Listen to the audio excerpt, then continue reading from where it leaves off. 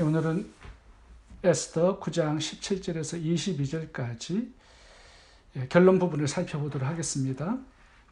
오늘 본문은 유대인들이 이 아말렉과의 전투에서 큰 승리를 거둔 후에 이 불임절이란 절기를 제정해서 지키게 했다는 내용입니다.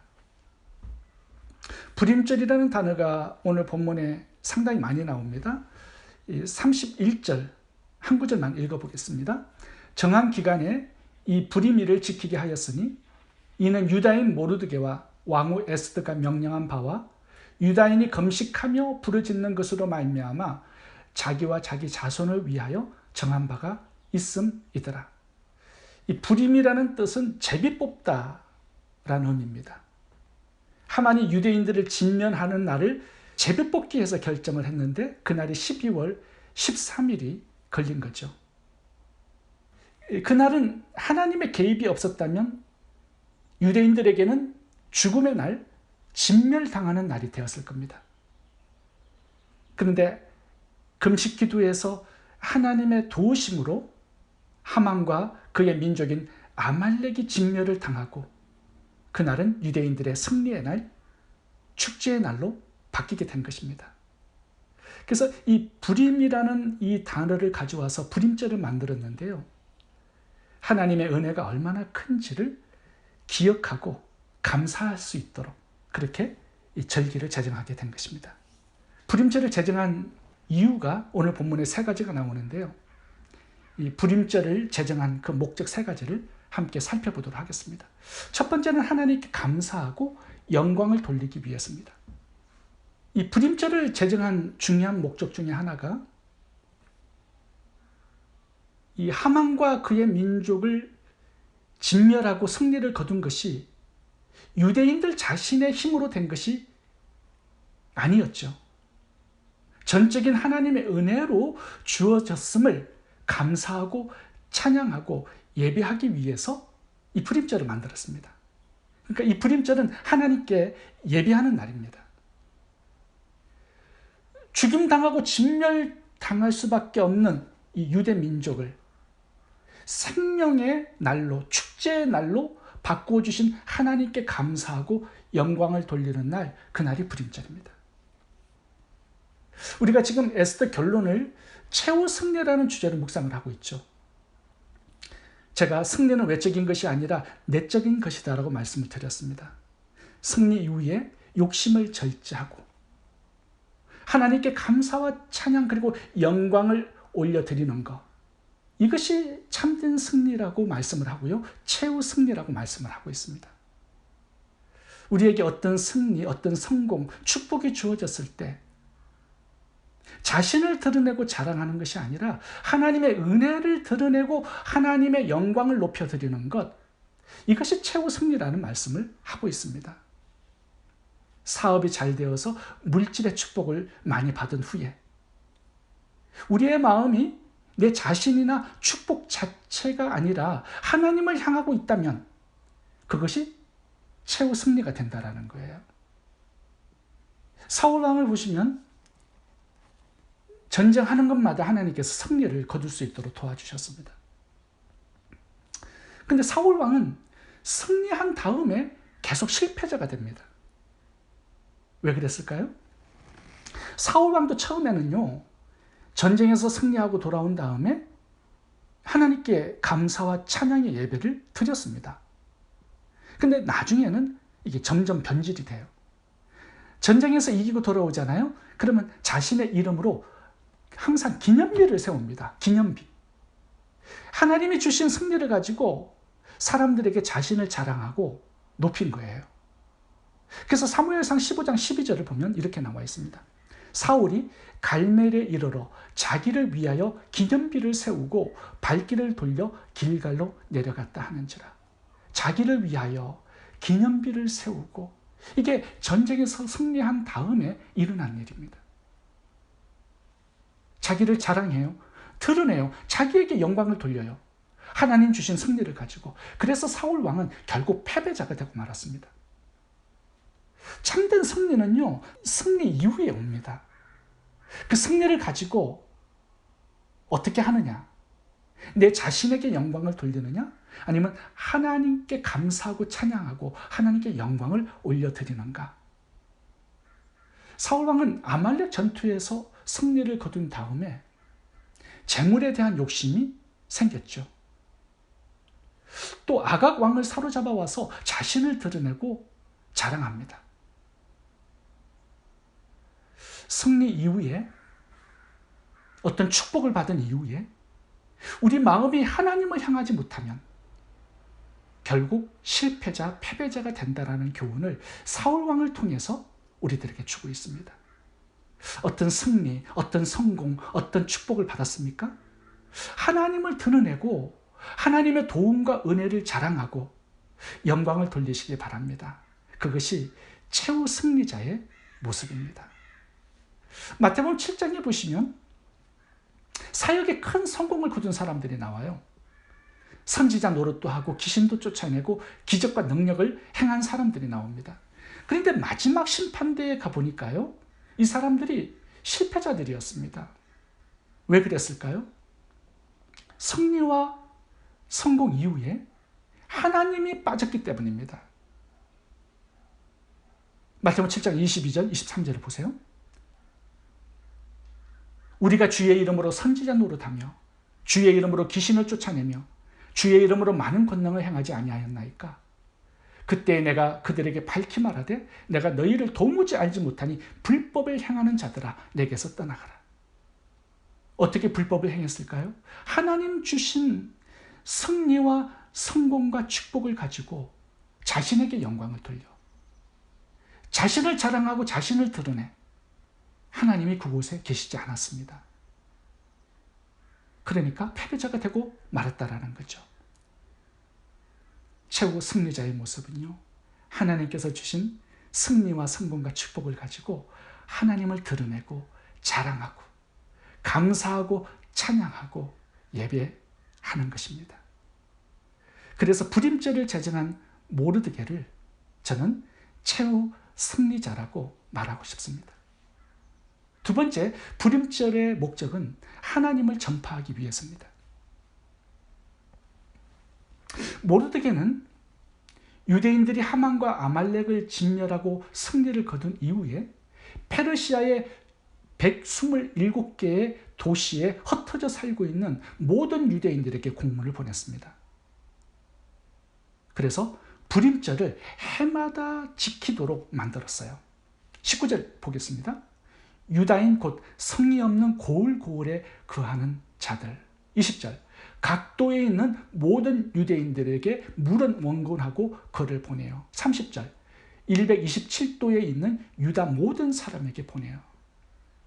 모르드게는 이 불임절을 한 사람도 빠짐없이 모든 유대인들이 지킬 수 있도록 법으로 제정을 했어요. 그리고 한 번이 아니라 해마다, 그리고 대대로라는 단어가 나옵니다. 대대로. 지금 당대뿐 아니라 후손들도 이 불임절이 무엇인지를 알고 지키도록 그렇게 했어요.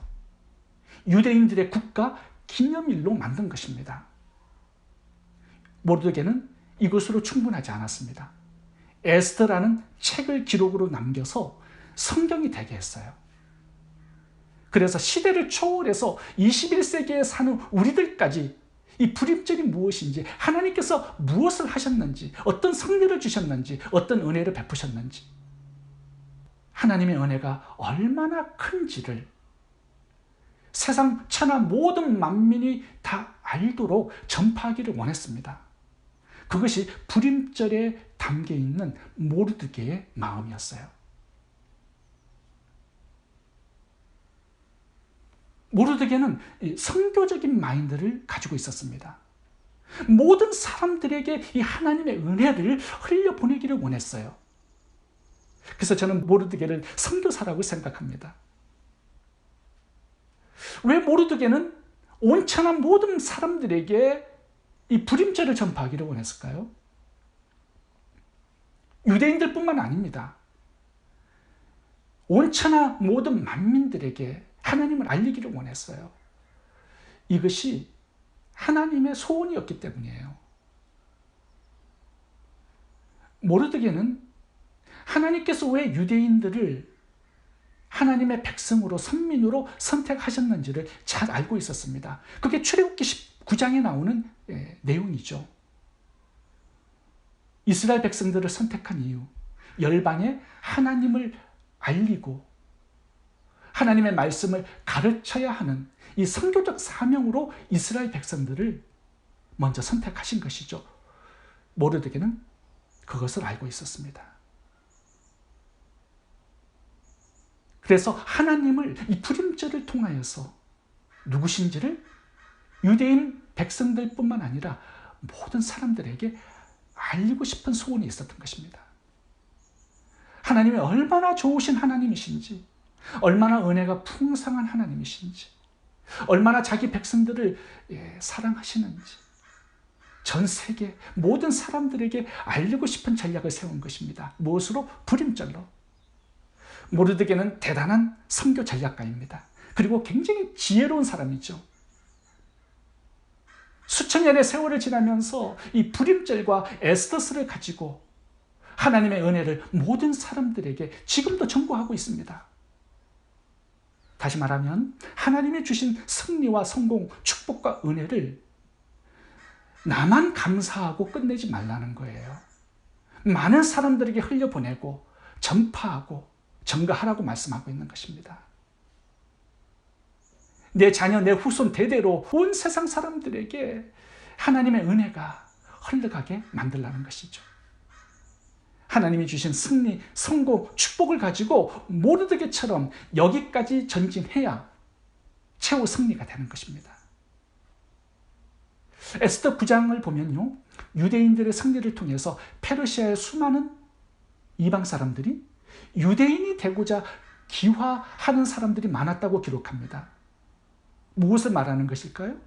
하나님께서 승리를 주신 이유가 나 한 사람의 승리로 끝나지 않고 그 승리가 다른 사람들에게도 복이 되고 은혜가 되고 하나님을 만나는 통로가 되어야 한다는 것입니다.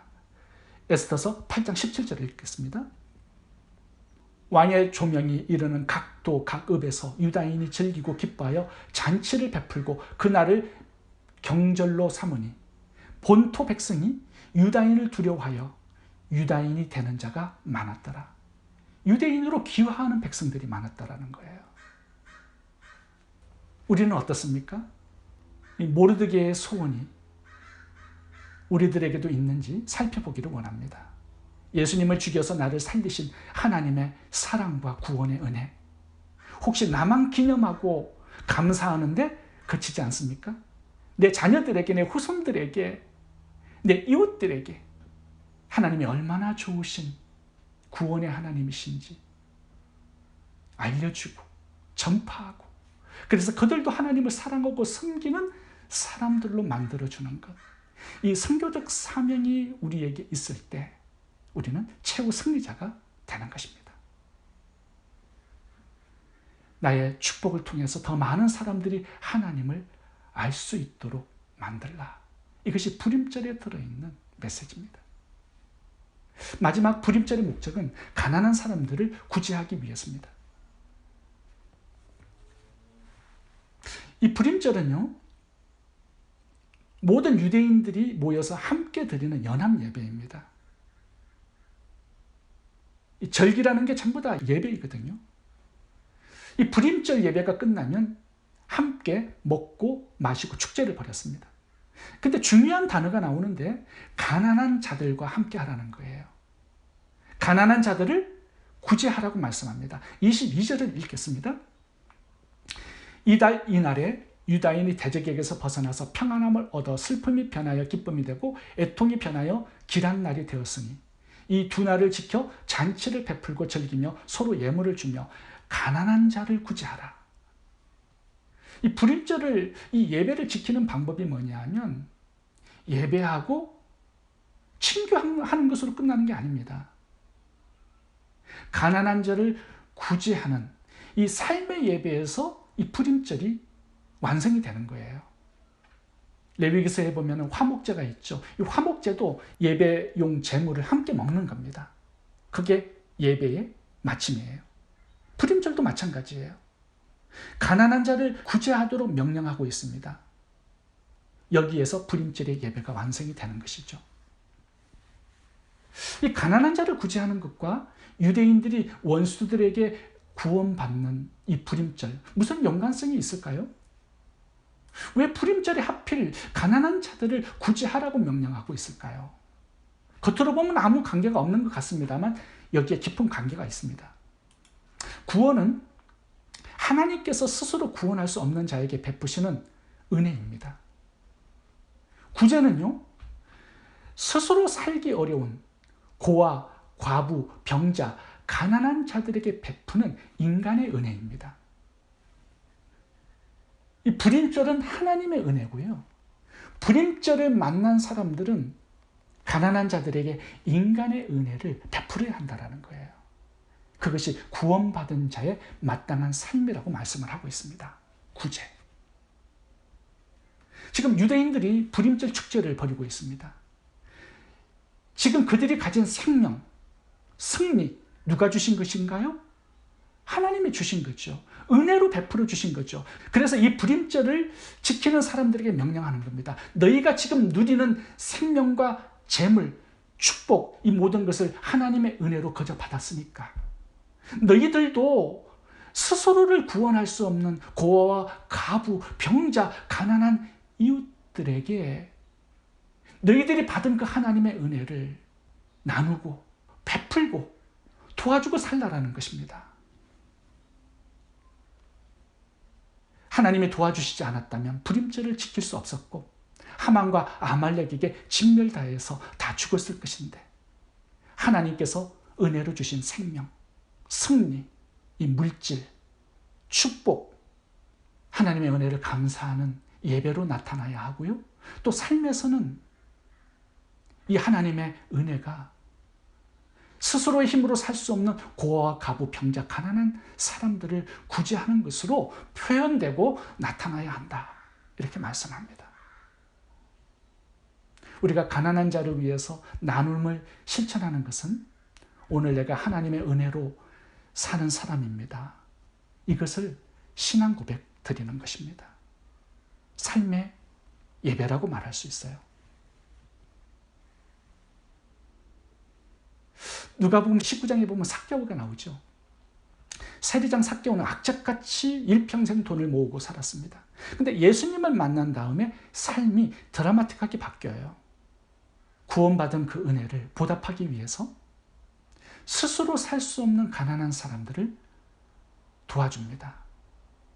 자신의 재산의 절반을 가지고 여리고성 안에 있는 가난한 자들을 구제하면서 살았습니다. 그 결과 어떻게 되었을까요? 여리고성 안에 믿는 자들이 생겨나고요. 교회가 개척이 되고 그의 아들은 랍비가 되어서 존경받는 가문이 됩니다. 삭개오는 하나님을 닮은 삶으로 변화되죠.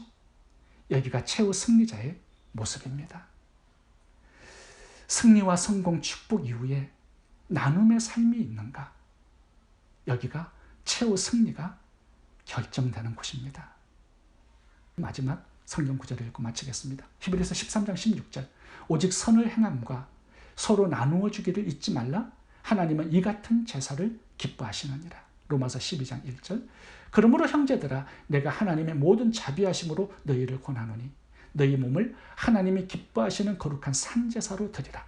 이는 너희의 드릴 영적 예배니라. 기도하겠습니다. 좋으신 하나님, 육적인 승리와 성공 이후에 내적인 승리와 성공도 거둘 수 있도록 도와주시기 원합니다. 절제와 감사, 선교와 나눔이 있는 저희들의 삶이 되어서 최후 승리자가 되는 은혜와 축복이 저희 모두에게 있게 해 주옵소서. 예수님 이름으로 기도합니다. 아멘.